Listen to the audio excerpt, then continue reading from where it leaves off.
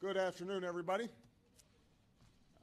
Yesterday, before votes were tallied, I shot a video that some of you may have seen in which I said to the American people, regardless of which side you were on in the election, regardless of whether your candidate won or lost, the sun would come up in the morning. And that is one bit of prognosticating that actually came true. The sun is up, and I know everybody had a long night. I did as well. I had a chance to talk to President-elect Trump last night, about 3:30 in the morning, I think it was, to congratulate him on winning the election, and I had a chance to invite him to come to the White House tomorrow to talk about making sure that there is a successful transition between our presidencies. Now, it is no secret that the President-elect and I have some pretty significant differences. But remember, 8 years ago, President Bush and I had some pretty significant differences. But President Bush's team could not have been more professional or more gracious in making sure we had a smooth transition so that we could hit the ground running.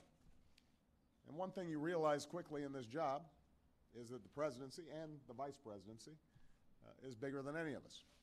So I have instructed my team to follow the example that President Bush's team set 8 years ago and work as hard as we can to make sure that this is a successful transition for the President-elect. Because we are now all rooting for his success in uniting and leading the country. The peaceful transition of power is one of the hallmarks of our democracy. And over the next few months, we are going to show that to the world.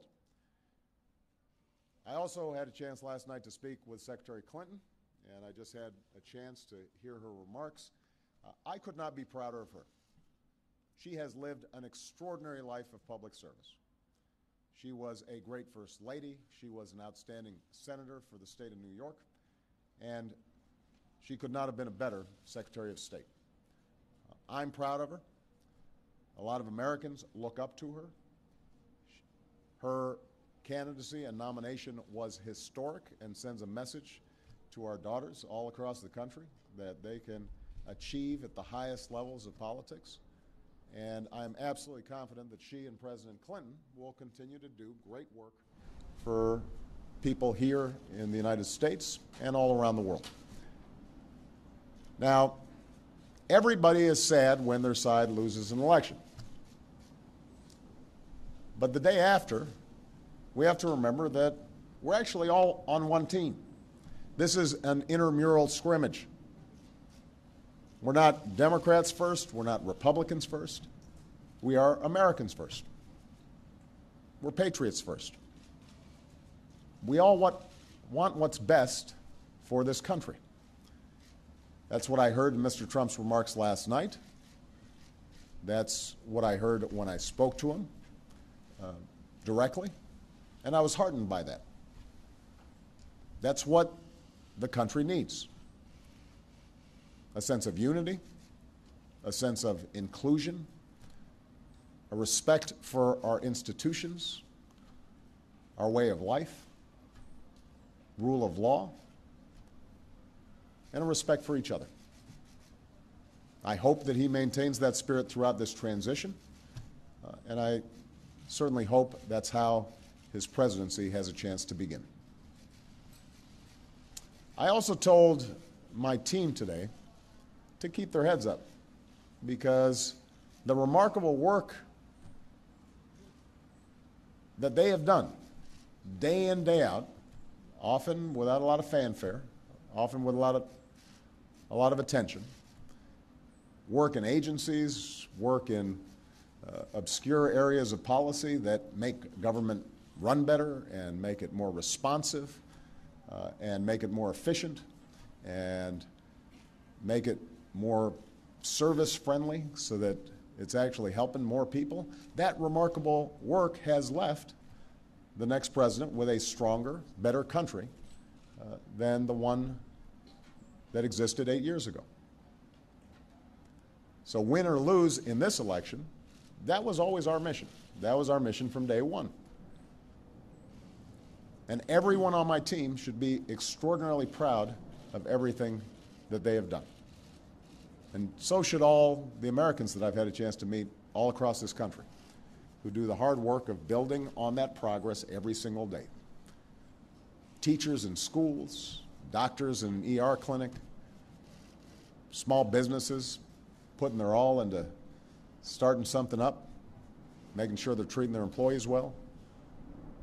All the important work that's done by moms and dads and families and congregations in every state. The work of perfecting this union. So this was a long and hard-fought campaign. A lot of our fellow Americans are exultant today. A lot of Americans are less so. But that's the nature of campaigns. That's the nature of democracy. It is hard and sometimes contentious and noisy. It's not always inspiring.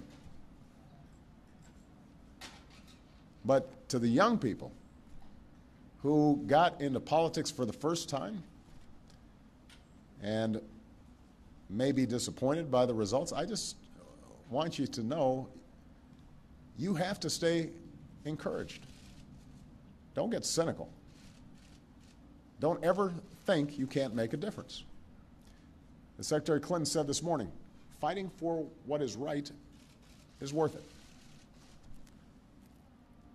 Sometimes you lose an argument. Sometimes you lose an election. You know, the path that this country has taken has never been a straight line. We zig and zag, and sometimes we move in ways that some people think is forward and others think is moving back. And that's okay. I've lost elections before. Joe hasn't, but, you know. So I've been sort of sharing. Remember, you beat me badly. That's the way politics works sometimes. We try really hard to persuade people that we're right. And then people vote. And then if we lose, we learn from our mistakes, we do some reflection, we lick our wounds, we brush ourselves off, we get back in the arena. We go at it. We try even harder the next time. The point, though, is that we all go forward with a presumption of good faith in our fellow citizens. Because that presumption of good faith is essential to a vibrant and functioning democracy. That's how this country has moved forward for 240 years. That's how we've pushed boundaries and promoted freedom around the world. That's how we've expanded the rights of our founding to reach all of our citizens. It's how we have come this far. And that's why I'm confident that this incredible journey that we're on as Americans will go on.